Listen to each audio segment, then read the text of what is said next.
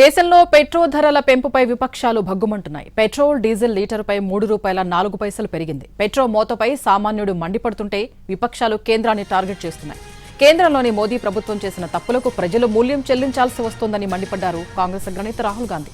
ఇప్పటికే ₹3 షాక్ తగిలిందని, మిగతాది విడతల వారీగా వడ్డిస్తారని ఆగ్రహం వ్యక్తం చేశారు.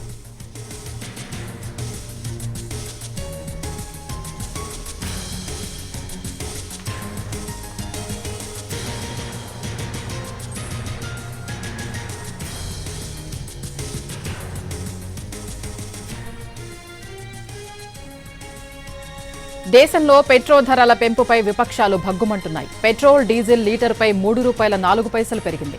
పెట్రోల్ మోతపై సామాన్యుడు మండిపడుతుంటే విపక్షాలు కేంద్రాన్ని టార్గెట్ చేస్తున్నాయి. కేంద్రంలోని మోదీ ప్రభుత్వం చేసిన తప్పులకు ప్రజలు మూల్యం చెల్లించాల్సి వస్తోందని మండిపడ్డారు కాంగ్రెస్ అగ్రనేత రాహుల్ గాంధీ. ఇప్పటికే ₹3 షాక్ తగిలిందని, మిగతాది విడతల వారీగా వడ్డిస్తారని ఆగ్రహం వ్యక్తం చేశారు.